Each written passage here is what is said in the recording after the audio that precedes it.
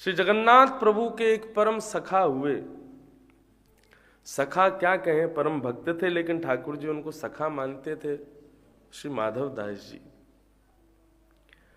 नित्य जगन्नाथ जी का दर्शन करते थे, जाकर के अपने कुछ मधुर भाव ठाकुर जी को सुनाया करते थे। जगन्नाथ जी अपने मन की भावना उनसे कहा करते थे। एक दिन श्री जगन्नाथ जी ने अपने मन के भाव कहे। उदास बैठे थे जगन्नाथ जी। माधवदास जी जाकर के बोले, प्यारे लाल जी, आज कैसे उदास बैठे हो आप? ठाकुर जी बोले, अरे नहीं, कुछ नहीं, बस सब ठीक है, आनंद है। बोले, नहीं नहीं प्रभु, बताओ कैसे उदास बैठे हो? बोले, माधवदास सब कछु है, लेकिन ब्रज की बहुत याद आवे, और ब्रज में भी विशेष भाव से ब्रज के जो लीला हमारी है, वहां में भी जो चोरी की लीला है, वहां को बहुत स्मरण हो गए। अब यहाँ जगन्नाथपुरी में इतने सुंदर भव्य मंदिर में विराज रहे हैं, ऐसा सुंदर ये जगन्नाथपुरी धाम है, लेकिन यहाँ चोरी को सुख हमें कैसे मिले?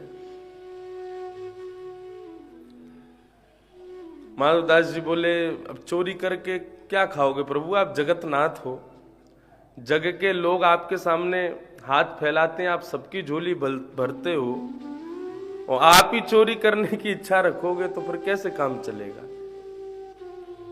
ठाकुर जी बोले, नहीं, हमको बहुत इच्छा हो रही है चोरी करने की। माधवदास जी बोले, तो फिर क्या चोरी करोगे?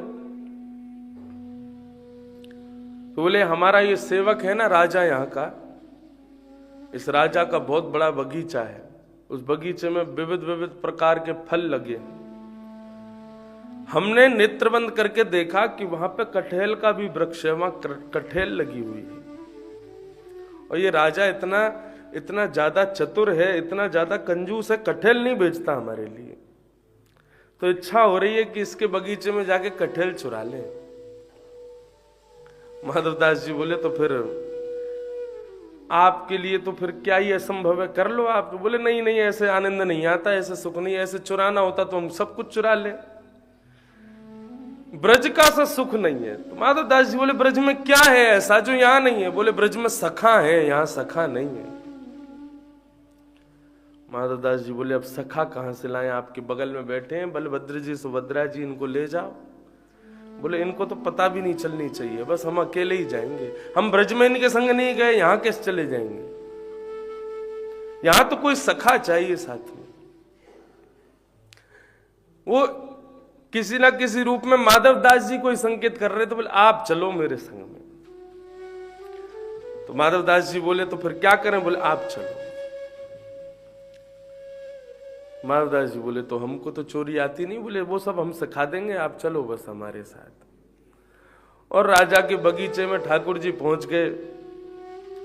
माधवदास जी को जाकर के बोला, बस कुछ मत करना, केवल बहुत जल्दी जल्दी सब काम करना, और ज्यादा शोर हल्ला गुल्ला कुछ करना मत, चोरी करके बढ़िया चलेंगे, प्रेम से पाएंगे फिर कटहल।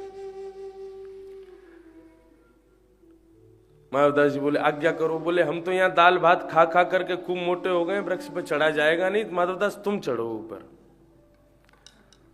और सुनो, ऊपर जाकर के ऊपर से कटहल तोड़ के नीचे फेंकना, हम गोद में पकड़ लेंगे।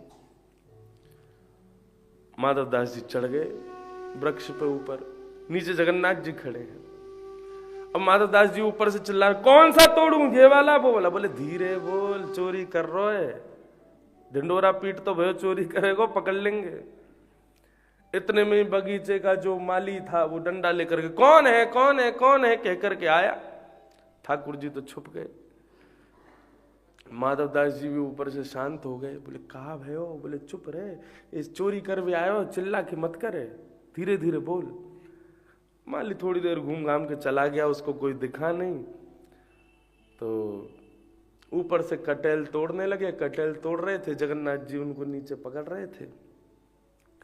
अब तोड़ते तोड़ते माधवदास जी फिर भूल गए, फिर बोले, हाँ कटहल ले ली, अब आ जाऊं नीचे। इतने में ही वो माली जो था वहां का फिर से डंडा लेके आया। तो ठाकुर जी बोले, ये तो मरवाएंगे। ठाकुर जी कटहल लेकर के अंतर ध्यान हो गए। वहां से अकेले माधवदास जी लटके रह गए पेड़ पे। अब माधवदास जी नीचे जैसे तैसे उतर करके आए तो महाराज माली ने उनमें खूब डंडा बरसाए, हाथ पांव बांध दिए उनके, बोले रुक जा, तेरे को राजा के पास लेके चलेंगे। राजा माधवदास जी का शिष्य था, माधवदास जी को पकड़ करके राजा के पास लेकर के गए। राजा ने देखा, अरे अरे ये तो हमारे गुरुदेव है, माली को डांटा, बोले खोलो इनको। तो जब माली ने हाथ खोले, पूछा, बोले प्रभु कैसे, आप कैसे बगीचे में रात में? तब माधवदास जी ने पूरी लीला बताई, नेत्र सजल हो गए। बोले कि हम नहीं गए थे, जगन्नाथ जी लेकर के गए थे, उनकी इच्छा हो रही थी कि हमको चोरी करनी है, हम तो इसलिए गए थे, बाकी हमारी कोई रुचि नहीं थी। राजा को जैसे पता चला श्री जगन्नाथ जी की चोरी की इच्छा हुई, इसलिए वे रात्रि में गए, ठाकुर जी को श्रम हुआ। राजा ने महाराज असंख्य ऐसे बगीचे श्री जगन्नाथ जी के नाम कर दिए। उन बगीचों में कोई अंदर नहीं जाएगा, बाहर रखवाली के लिए एक व्यक्ति रहता है, वो बगीचे अंदर खाली रहते हैं, अंदर उनमें केवल पेड़ पौधे वृक्ष आदि लगे हुए हैं। तो बोले किस भाव से? बोले रात्रि में जगन्नाथ जी की कभी इच्छा हो जाए तो लीला करने के लिए इन बगीचों में पधारते हैं। तो ये ब्रज को ऐसा भाव है कि यहाँ ब्रज की लत, ठाकुर जी चाहे द्वारिका चले जाएं, चाहे नाथद्वार चले जाएं, चाहे जगन्नाथ जी चले जाएं, लेकिन ब्रज की विस्मृति कर नहीं पाते। ब्रज के वो भाव स्वभाव आ ही जाते हैं क्रिया में। जिस व्यक्ति में सहनशीलता नहीं है, भगवान उसको जल्दी अपनाते नहीं है। इसलिए सहनशील बनो। जरा सा कोई कह दे, मंदिर में कई लोगों को आपने कान पकड़े देखा है, ठाकुर जी के सामने जाएंगे कान पकड़ेंगे ऐसे, और कान ऐसे ऐसे करके हाथ जोड़ेंगे, कान पकड़ेंगे। क्यों? ये वही लोग होते हैं जो अपनी वास्तविकता सबके सामने छुपाते हैं, लेकिन ठाकुर जी के सामने कान पकड़ते हैं। बोले आप सब जानते हो, आपसे क्या छुपा है प्रभु, आपको सब पता है, आपसे क्या छुपाऊं, कान पकड़ रहा हूं। मंदिर में जाके कहेंगे, कौन कुटिल खलकामी मौसम, जातन दियो सो ही बिसरायो, ऐसो नरक हरामी। हे प्रभु मैं बहुत कुटिल हूं, बहुत कामी हूं, बहुत क्रोधी हूं, लेकिन उसी व्यक्ति को कोई बाहर कह दे तुम में बहुत क्रोध है, तुम बहुत कामी हो, तुम बहुत लोभी हो, तो सुनना पसंद नहीं होता। जैसे ठाकुर जी के सामने स्वीकारीकरण किया गया अपने अवगुणों का, वैसा स्वीकारीकरण सबके सामने करो। ये तितिक्षु व्यक्ति का लक्षण है, जो अपने अवगुणों को स्वीकार। मानव का सबसे बड़ा सद्गुण यही है कि वो अपने अवगुणों को स्वीकार करे। हाँ, ये कमी मुझ में है, ये मेरी गलती है, ये उसका सबसे बड़ा सद्गुण है कि वो अपने अवगुण को स्वीकार करे। लिख लीजिएगा। और व्यक्ति का सबसे बड़ा दुर्गुण है कि वो अपने अवगुणों को अस्वीकार करे। ना, मैं तो ऐसा हूं ही नहीं, मेरे अंदर तो ये कमी है ही नहीं, मैं तो बिल्कुल भी नहीं हूं ऐसा। श्री तुलसीदास जी कहते हैं, निंदक नियरे राखिए, पास रखो निंदकों को। क्यों? तुम्हारी कमी बताएंगे। जब अपनी कमी सुनोगे तो उनको सुधारने की परिकल्पना हृदय में करोगे, और जब परिकल्पना हृदय में होगी तो कमी सुधरेगी, और जब सुधरोगे तब भगवान को पाओगे। सुधर ही नहीं रहे हो, ठाकुर जी को कैसे पाओगे? कहीं वैकुंठ जाते जाते देरी ना हो जाए, फिर बाद में सिर पकड़ करके रोगे, बोले कि हमको जन्म मिला, जीवन मिला, कथा मिली, तब हमने स्वयं को क्यों नहीं सुधारा, तब हमने अपनी इस गलती को क्यों सुधार नहीं किया। आज इस कमी की वजह से भगवत प्राप्ति में हमको बाधा हुई है।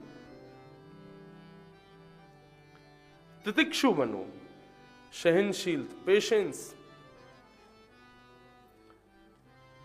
तितिक्षव कारुणिका सर्वदेहि नाम, सर्वदेहिधारियों पर करुणा करो। मानवों पर भी करुणा, जीवों पर भी करुणा, प्रकृति पर भी करुणा, वातावरण पर भी करुणा, सब पर करुणा करो।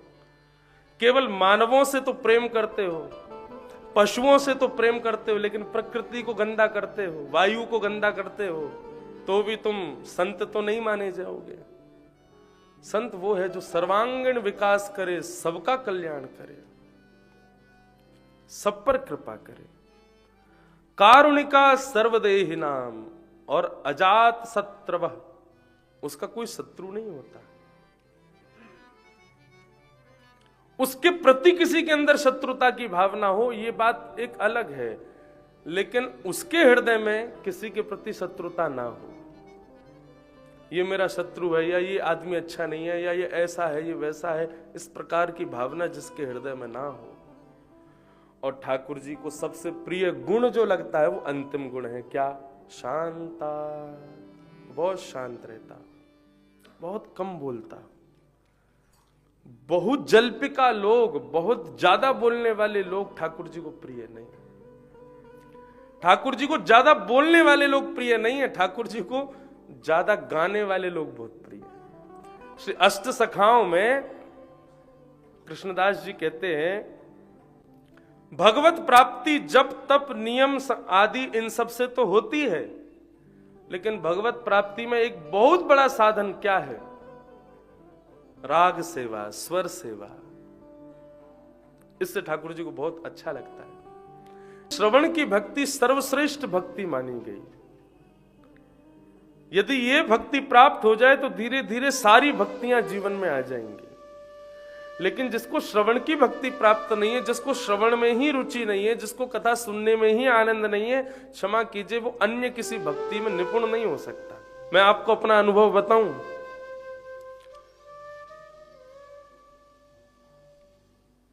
मुझसे जो सर्कल बनाते हैं ना, वो भी बिल्कुल स्पष्ट नहीं बनेगा। सीधा लाइन खिंचवाते हैं कॉपी में, वो भी अच्छी नहीं आएगी। और लिखवाओगे तो इतनी ऐसी राइटिंग है, ऐसा लगेगा कोई डॉक्टर ने लिखा है क्या है?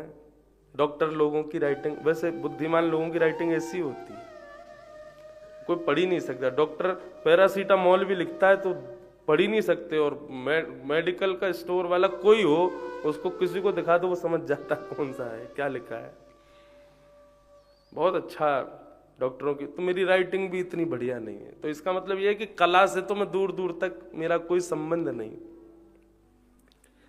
लेकिन ये लीला नहीं है ठाकुर जी की, तो नहीं, क्या है बताओ? ऐसे इतने छोटे से लाल जी, बड़े ठाकुर जी का श्रृंगार बहुत सहज होता है, क्योंकि उनके श्रृंगार में हाथों का प्रयोग होता है। लेकिन जब लाल जी इतने से हो, ये तो फिर भी बड़ा है, इतने से है लाल जी, और लाल जी जब इतने से हो तो उंगलियों से श्रृंगार होता है, ये 2 उंगलियों से। इन 2 ये 4, ये अंगूठा, ये उंगली के अलावा दूसरी कोई चीज कभी ठाकुर जी के प्रयोग में आती नहीं मेरी, इसी से श्रृंगार होता है। और फिर भी बिल्कुल आप कभी गौर से देखें ठाकुर जी को तो एक एक चीज बिल्कुल स्पष्ट आ जाएगी। सारी मालाएं, कानों के कुंडल, आंखों के, बिल्कुल वो पूरा। एक भैया है कुंवर भैया, जो ठाकुर जी का मेरी अनुपस्थिति में थोड़ा बहुत श्रृंगार कर देते हैं। ठाकुर जी का साज क्या बनेगा, ठाकुर जी का ये वो सब उन्हीं की बुद्धि रहती है। लेकिन वो भी सुबह सुबह आएंगे या कभी श्रृंगार होगा, महाराज जी, मैंने हाँ लाल जी को थोड़ा आप सब व्यवस्थित कर दो, क्योंकि मुख्य मुख्य जो चीज है ठाकुर जी की वो किसी के हाथों से आएगी नहीं उनकी। जैसे अब नेत्र धारण, अलंकार धारण करते हैं ठाकुर जी, यदि अलंकार नासिका के बीच से जरा भी इधर उधर हो जाए तो ठाकुर जी का रूप ही बदल जाएगा। आप कभी राधा रमन जी में ये चीज अनुभव कीजिएगा, हर गुसाई की सेवा में ठाकुर जी अलग होते हैं। क्यों? क्योंकि सेवक इतने सारे हैं तो सब नेत्र एक जैसे नहीं धराते। कोई ठाकुर जी के नेत्र को अगर नासिका से जरा सा भी दूर कर दे तो ठाकुर जी का मुखमंडल बड़ा हो जाता है, जरा सा नीचा कर दे तो ठाकुर जी का मुखमंडल थोड़ा गोल हो जाता है, जरा सा ऊपर कर दे तो ऐसा लगता है जैसे जगन्नाथ भगवान आ गए हो, ये बड़े बड़े नेत्र खोल के देख रहे हैं। तो ये सब ठाकुर जी की अपनी सेवा, वो जैसा जिससे करामे। एक बार मैं कहीं गया था कथा के लिए, तो हमारे यहाँ एक पंडित जी थे, लाल जी को ले जा नहीं सकता था, नहीं तो उनको बहुत श्रम हो जाता है। एक पंडित जी, उन्होंने कभी सेवा की नहीं, लेकिन फिर भी मैंने उनको हाथ पकड़ के बिठाया, मैंने कि थोड़ी सी बस एक दिन सेवा कर दो आप ठाकुर जी। बोले आप बता जाओ। मैंने उनको सब बताया, मैंने ऐसे करना, ये करना, मैंने ठाकुर जी के अलंकार मत छूना, और ठाकुर जी का माथे का तिलक मत छूना, और ये थोड़ी का हीरा मत छूना, बाकी सब ऐसे करके धरा देना। अब गलती उनसे ये हो गई कि वो थोड़ी सी उंगली लगी तो अलंकार जो ठाकुर जी का निकल गया। अब जब उन्होंने धराया हमारे लाल जी को अलंकार, तो ये वाला अलंकार यहाँ धरा दिया, ये वाला यहाँ धरा दिया। ठाकुर जी ऐसे देखें दोनों तरफ। और जब मैंने आके लाल जी को देखा तो जो कटाक्ष थे ना ठाकुर जी को, कटाक्ष बीच में थे, और ठाकुर जी ऐसे बिल्कुल जैसे कोई कोई जोर से घुमा दे, चक्कर आ जाते ना, आंख घूम जाती है, ऐसे लाल जी हो गए। और चंदन लगाने के लिए मैंने तो कहा था कि छोटी छोटी बिंदी धराना, ये पहले की बात है। अब तो मैं भी बहुत कम करता हूं, क्योंकि उससे भी ठाकुर जी को सर्दी तो लगती है। और जब ज्यादा हम लोग ठाकुर जी को पत्रावली करते हैं तो पत्रावली सूख जाती है। सूखने के बाद ठाकुर जी गौचारण जाते होंगे तो वो कहीं आंखों पे आती ना हो, इसलिए पत्रावली कभी कभी धराता हूँ। तो पहले मुझे बड़ा शौक था पत्रावली धरवाने का, तो मैं उनको बता के गया ऐसे ठाकुर जी को पत्रावली धरना। तो अब एक पत्रावली क्या, उन्होंने पूरा ऐसे चंदन लगा दिया। लाल जी ऐसे लग रहे थे टटिया स्थान से दीक्षा लेके आए हो, बिल्कुल बाबा जी। ये आंख मुंह नाक, वो चित्र मेरे पास आज भी रखा है, मैंने कभी किसी को दिखाया नहीं। बैठे क्या यहाँ संत जी? कहाँ है? अरे वो बैठे मुफलर पहन के, ये यही महात्मा थे। बहुत विद्वान है, परम विद्वान है, बोलते भी बहुत कम है, गाते भी बहुत मधुर है, लेकिन ठाकुर जी की सेवा ऐसे करते हैं जैसे कोई तटीय स्थान के महात्मा बना देते हैं उनको। हमारे लाल जी को ज्यादा लोग स्पर्श भी नहीं करते, 2-3 ने ही किया है बस। थोड़ा मातृभाव रखना पड़ता है लाल जी के प्रति कि भाई सब लोग नहीं छूमे लाल जी को, दूर से दर्शन करें, दूर से निहार लो। तो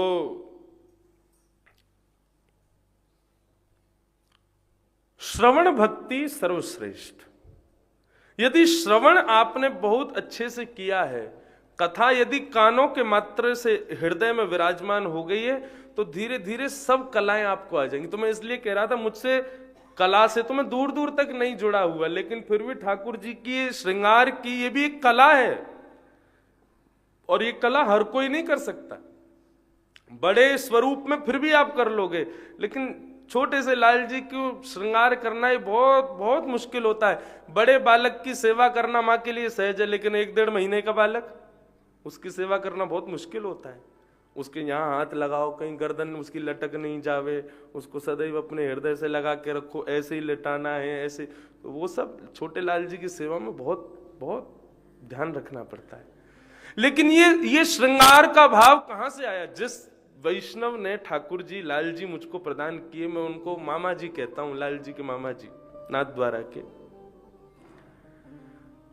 तो हमने कही, मैं मामा जी ये आप लाल जी दे रहे हो, इनका श्रृंगार कैसे होगा? बोले सब खुद ही कराएंगे आपसे। कोई व्यक्ति यदि ये अभिमान करे कि मैं कर रहा हूं, मेरे द्वारा हो रहा है, तो वो हो ही नहीं सकता। ठाकुर जी स्वयं करवाते हैं। उनको जिसमें रुचि होती है वो अपने आप करवा लेते हैं अपने अर्चक से।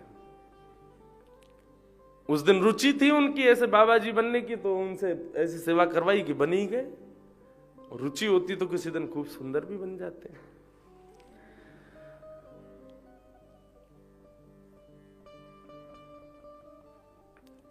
तो श्रवण भक्ति ये सब प्रदान कर देगी।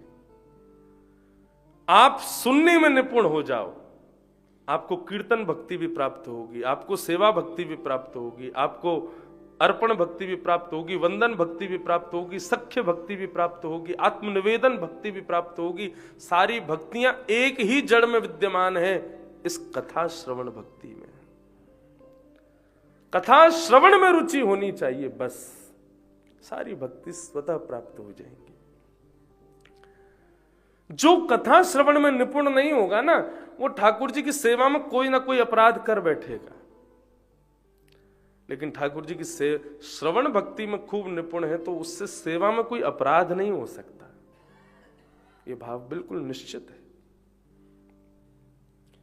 कई लोगों की रुचि नहीं होती कथा में, उनकी रुचि होती है हम सजाएंगे, हम ऐसा करेंगे, ये सुंदर बना दो, ये सुंदर कर दो, ये। वहां कोई ना कोई अपराध जरूर उनके द्वारा होता ही है। लेकिन जो श्रवण भक्ति में निपुण होता है, वो जानता है ठाकुर जी साधारण नहीं, ये चैतन्य है, चैतन्य की सेवा कैसी होती है वो कर लेता।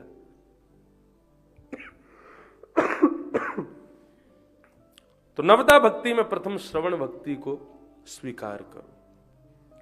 9 भक्ति, 9 कन्याओं ने जन्म लिया कर्दम ऋषि के यहां। कर्दम ऋषि बोले कि अब भैया 9 बालिकाएं हो गई, अब तो मैं वन में जाके भजन करूंगा, अब घर में नहीं रहूंगा। मैंने आपके पिता को वचन दिया था एक संतान होते ही गृह त्याग कर दूंगा। 9 संतान हो गई। देवहूति कहने लगी, यदि बेटियों का ब्याह किए बिना आप चले गए ना, तो समाज क्या कहेगा? आपने जो किया वही समाज करेगा। वह भी बेटियों को ऐसे ही कुंवारी घर छोड़ करके चले जाए करेंगे पिता लोग। अरे बेटी है, उसका सुव्यवस्थित ब्याह कीजिए, उसके बाद किसी और की चिंता कीजिएगा। कर्दम ऋषि ने 9 प्रजापतियों के साथ में अपनी 9 बेटियों का ब्याह किया। लेकिन तभी उनको स्मृति में आया कि भगवान ने वरदान दिया था वो पुत्र बन करके पधारेंगे। तब कर्दम ऋषि के यहां 10वीं संतान के रूप में भगवान कपिल का प्रादुर्भाव हुआ। बोलो कपिल भगवान की जय। कभी संयोग बनेगा तो लाल जी का उत्सव गंगा सागर में भी होगा, श्री कपिल भगवान की सन्निधि में। श्री गंगा सागर साधारण स्थान नहीं है, अति श्रेष्ठ अति दिव्य तीर्थ है। सारे तीर्थ बार बार, गंगा सागर एक बार, एक ही बार जाना है, बस हो गए कल्याण उसी में। तो श्री कपिल भगवान का प्रादुर्भाव हुआ। कपिल भगवान को पिता कर्दम ने प्रणाम किया और कहा कि प्रभु अब मैं वन में जाऊं। ले जाओ, जा करके भजन करो। अच्छा देखो, यहां एक बात मुझे समझ में नहीं आई थी, तो मैंने अपने गुरुदेव से पूछा कि भगवान साक्षात पुत्र बनकर के पधारे कर्दम ऋषि के यहां, और वे पुत्र बनकर के स्वयं भगवान आए हैं, ये बात पिता कर्दम जानते हैं। फिर भी भगवत प्राप्ति के बाद उन्होंने वन में जाकर के भजन में ही क्यों मन लगाया? भगवान के पास रहते प्रेम से। हम भजन भगवत प्राप्ति के लिए करते हैं, तो फिर भगवान जब प्राप्त हो ही गए कर्दम ऋषि को, तो फिर उन्होंने आज्ञा क्यों मांगी कि मैं वन में जाके भजन करूं? तब ऐसा प्रत्युत्तर प्राप्त हुआ कि भगवत प्राप्ति में और भगवत प्राप्ति के कार्यों में भेद होता है। भगवत प्राप्ति श्री ध्रुव जी महाराज को भी हुई थी, लेकिन उसके बाद भी 36,000 वर्ष तक भजन करने के लिए भगवान ने आज्ञा की उनको। आज श्री गिरधर लाल जी मुझे प्राप्त हैं, ये भगवत प्राप्ति है। लेकिन मुझे गिरधर लाल जी प्राप्त हो गए, भगवत प्राप्ति हो गई, उसके बाद मैं ऐसा विचार करूं कि अब कथा करना शेष क्या है? अब जीवन हो तो गया, लाल जी प्राप्त तो हो गए, भगवान मिल गए, अब कथा क्यों कहूं? अब ये कथा का क्रम क्यों होना चाहिए? ऐसी भावना नहीं। श्री राधा रमन जी का दर्शन हो गया, तो दर्शन के बाद क्या पुनः दर्शन की इच्छा नहीं होती? वो इच्छा सदैव बनी रहेगी। उस दर्शन करने में हमारी सदैव नवीनता बनी रहे, उसके लिए ठाकुर जी का भजन अति आवश्यक है। नहीं तो ठाकुर जी के दर्शन में भी कोई ना कोई दोष उत्पन्न हो जाएगा।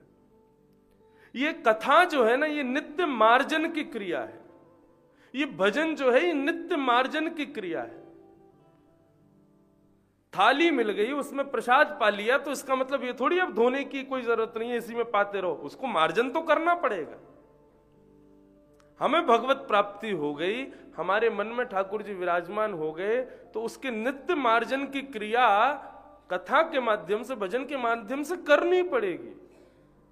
उसमें क्या होगा? बोले नित्य नवीन नूतन भाव प्रकट होंगे, और वो भाव ठाकुर जी को प्रिय है। एक ही भाव से जो भक्ति करते हैं ना, नित्य एक ही नियम रहता है उनका, इतने बजे ये करना है, ऐसी माला धरानी है, ये करना है, वो करना है। उससे भी ठाकुर जी कभी कभी बोर हो जाते हैं।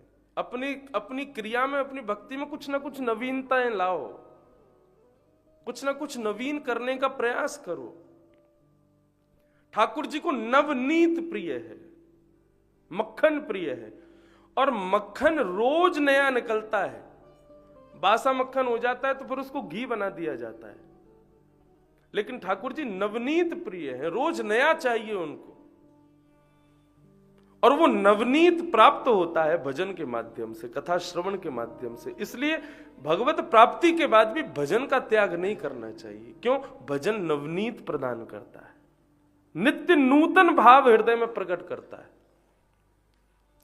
आज का नूतन भाव शाम को देखना आप उत्सव में, आज कुछ नया होगा 56 भोग में।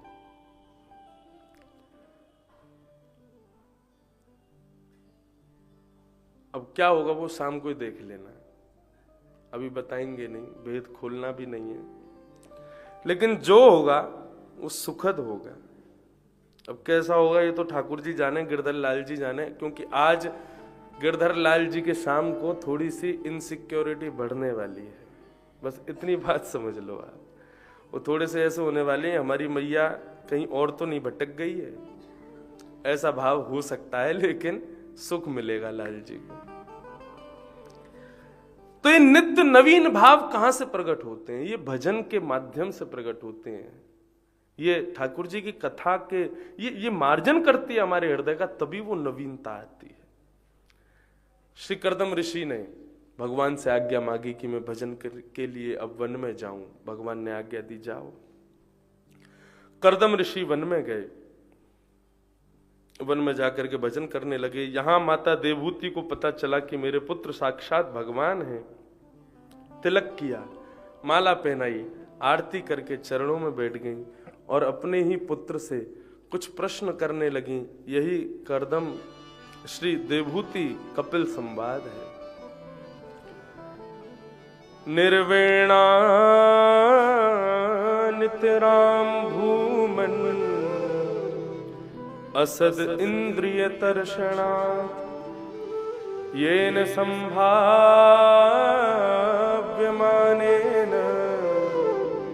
प्रपन्नान्धं तम प्रभु।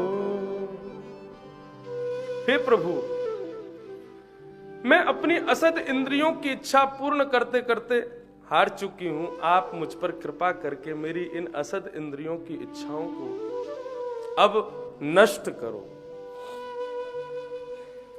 असद इंद्रिय तर्षणात्,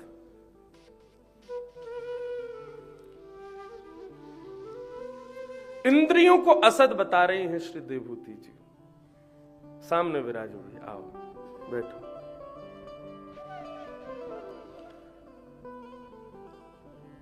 वाह, आज खूब आनंद हुआ लाल जी के उत्सव में। हमारे बाल्यकाल के अच्छे मित्र भी हैं और बढ़िया अब तो कथा करने लगे हैं। श्री शिवम पाठक जी पधारे हैं, खूब खूब स्वागत। तो देवहूति माता भगवान से क्या कह रही है, बहुत सुनने योग्य बात। मैं अपनी असद इंद्रियों की इच्छाएं पूर्ण करते करते हार चुकी हूं। आप कृपा करके मेरी इन इच्छाओं को नष्ट करो। लेकिन यहां पर देखिए, असद इंद्रिय शब्द जो कहा गया ना, ठाकुर जी को वो प्रिय नहीं लगा। इंद्रियां कितनी होती हैं शरीर में? 10 इंद्रियां होती हैं, और ये 10 इंद्रियां ठाकुर जी के द्वारा प्रदत्त हैं, ठाकुर जी के द्वारा प्रदान की गई हैं। ठाकुर जी यदि किसी वस्तु को प्रदान करें, उसको असद कहना ये ठाकुर जी के द्वारा दिए गए उपहार की अवहेलना करने के समान है। कपिल भगवान ने जब ये बात सुनी ना, असद इंद्रिय, तो भगवान कहने लगे, मैया आप इंद्रियों को असद कैसे कह सकती हो? ये इंद्रियां मैंने प्रदान की है। आंख मैंने दी, कान मैंने दिए, जीभ मैंने दी, हाथ मैंने दिए, सब सर्वांगीण अंग मैंने दिया। इस अंग की अवहेलना करना तो मेरी अवहेलना करने के समान है। आप ऐसा मत कहो। अष्टावक्र की कथा सबने सुनी है।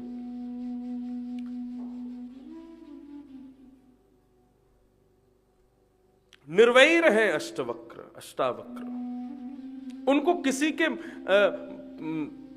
सम्मान से ज्यादा प्रसन्नता नहीं होती। कोई उनका अपमान करे तो उनको बुरा भी नहीं लगता। संसार मायाम परिवर्जितोषी। एक राजा की सभा में गए तो अष्टावक्र का शरीर 8 जगह से टेढ़ा, उस अंग की भंगिमा को देख करके लोगों ने उनका मजाक उड़ा दिया। तो अष्टावक्र सभा से उठ के जाने लगे। राजा ने प्रणाम किया, बोले प्रभु यहां से मत जाइए ना, आपके चरणों में प्रणाम करता हूं।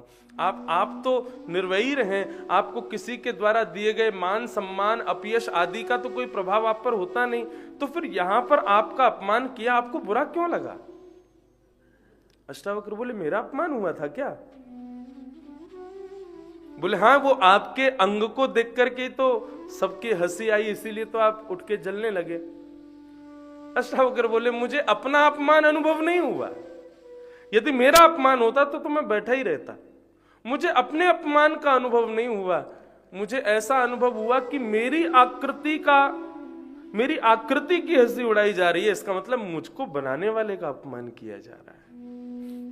ये घड़ा बुरा है तो घड़े को अपमान थोड़ी है, घड़ा बनाने वाले का अपमान है। अष्टावक्र बोले मेरा अपमान होता तो मैं नहीं जाता, लेकिन मेरे को बनाने वाले ठाकुर जी का अपमान किया जा रहा है, इसलिए मैं उठ करके जा रहा हूं। किसी के रूप को देख करके, किसी के अंग प्रत्यंगों को देख करके, किसी के स्वरूप की अवहेलना, उसकी अवहेलना नहीं है, ठाकुर जी की अवहेलना है। पूतना को भगवान ने क्यों नहीं देखा, उसके पीछे एक भाव में यह भी बताता हूं, क्योंकि पूतना वो बन के नहीं आई जो वो एक्चुअल में है, जो उसको ठाकुर जी ने बनाया। उसके बड़े बड़े दांत हैं, बड़े बड़े मुख है, उसका विचित्र प्रकार का रूप है, ऐसा ठाकुर जी ने उसको बनाया जानबूझ के। क्यों? ठाकुर जी उसको ऐसा ही देखना चाहते हैं, लेकिन वो रूप बदल करके गई है, इसलिए ठाकुर जी ने नहीं देखा। भगवत सन्मुख जब हम होमें तो उस समय अपने वास्तविकता में रहें, अपने स्वरूप को जो हम लोग बदल देते हैं ना, ये बेलूपिया जो हम बन जाते हैं, अंदर से कैसे हैं सब जानते हैं। हम कैसे हैं दो ही लोग जानते हैं, या तो मैं जानता हूं या भगवान जानते हैं, तीसरा कोई नहीं जानता। लेकिन समाज के सामने हम बेलूपिया बन जाते हैं, हम तो बहुत सरल हैं, हम तो बहुत सहज हैं, हम तो ऐसे रहते हैं, हम तो वैसे। ये पाखंड नहीं है तो क्या है? जो तुम हो अपने वास्तविकता में रहो। हम कथा करने जाते तो पहले दिन ही महाराज जी आप सुबह कितने बजे उठ जाएंगे, क्या कोई नियम करना है ये आदि। मैंने भैया ये नियम पीएम हम बहुत कम, हमारे तो लाल जी की सेवा, बस लाल जी की सेवा करेंगे, थोड़ी बहुत देर भागवत जी आदि पढ़ लेंगे, कथा सुना देंगे, इसके अलावा क्या करना है? बोले क्रिकेट खिलवा लो। और क्या करना है? बोले रात में सब बालकों को बुला लो, उनसे जो क्वेश्चन होंगे सबका उत्तर देंगे, खूब आनंद करवा लो, जो करना है सब। ऊधम तो पूरे करते हैं, कथा में मुझसे ज्यादा ऊधम कोई नहीं करता होगा। सतनाम जी बैठे पीछे, अभी हर कथा में, एक कथा में तो महाराज दक्षिणा में ही क्रिकेट किट मिली थी मेरे को। सब यजमानों ने क्रिकेट किट ही प्रदान की, महाराज जी आपको बहुत प्रिय, आप ये रखो। ठीक है, जो वास्तविक है वो है, अच्छा लगता है तो खेलते हैं। उसका एक अनुभव मैंने किया कथाओं में। पहले दिन ही जाकर के हमने एक कोई युवा बालक को पकड़ा, मैंने सुनो इधर आओ, क्रिकेट आता है तुमको? बोले हाँ आता है। मैंने तो अपनी मंडली इकट्ठी करो, कल खेलने आना। उसका प्रभाव क्या हुआ, वो क्रिकेट खेलने वाले बच्चे जब क्रिकेट खेलते हैं तो फिर उनका मन होता है यार ये महाराज जी छक्के चौके यहाँ मारते हैं, जैसे सुने तो सही कथा में बोलते क्या है। इस प्रलोभन से कथा में भी आते हैं, वो कथा में आके बैठते भी हैं। ये अनुभव मैंने किया कि वो बालक सुबह खेलने के लिए जो तत्पर रहते हैं, वो फिर आते हैं, अरे भाई इतनी भीड़ इनको सुनने जा रही है, हम भी तो चलें जाके देखें सुने क्या है। इस कारण से ही सही, इस प्रलोभन से ही सही, कम से कम कथा में तो आते हैं वो। तस्मात् केनाप्युपायेन मनः कृष्णे निमेषयेत्। किसी भी उपाय से सही मन कृष्ण में लगना चाहिए, बस यही है।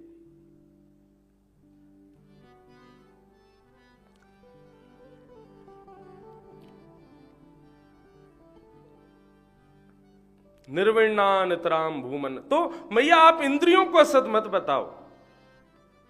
यदि मैंने नेत्र नहीं दिए होते तो मेरा दर्शन कभी होता आपको? मैंने कान नहीं दिए होते तो कभी मेरी कथा सुनती आप? मैंने जिह्वा नहीं दी होती तो फिर आप कभी गाती? ये सब मैंने दी है, इसलिए आपकी क्रिया क्रियान्वित हो रही है। बंधन के कारण ये इंद्रियां नहीं है, बंधन का कारण मन है, चित्त है। चेतः खल्वस्य बंधाय रतं वा पुंस मुक्त, चित्त ही बंधन का कारण है। इस चित्त को संभालो मां, इस चित्त को संभालना है। तो बोले चित्त कैसे संभलेगा? बोले इसका संग सुधार दो। ये चित्त बिगड़ता किससे? बोले संग दोष से चित्त बिगड़ता है। यदि इस चित्त का संग सुधर जाए, संग इसको सुलभ प्राप्त हो जाए, अच्छा प्राप्त हो जाए, तो चित्त सुधर जाएगा। किसका संग करवाना चाहिए? बोले संतों का संग करवाओ। संत किसे कहते हैं? संत की परिभाषा भगवान कहते हैं। देखो, सरल चित्त वालों को संत कहा जाता है। सरल शब्द का अर्थ वृंदावन के एक बाबा कहते हैं, बोले सरल शब्द के अर्थ शास्त्र प्रमाणिक कई होंगे, लेकिन सरल शब्द का एक बड़ा सीधा सा अर्थ है। बोले क्या? स से सीता, रा से राम, ला से लक्ष्मण, ये तीनों जिसके हृदय में हो वो सरल है। ये तीनों जिसके हृदय में विराजे वही सरल है, और वो सरल चित्त वाले ठाकुर जी को अति प्रिय है।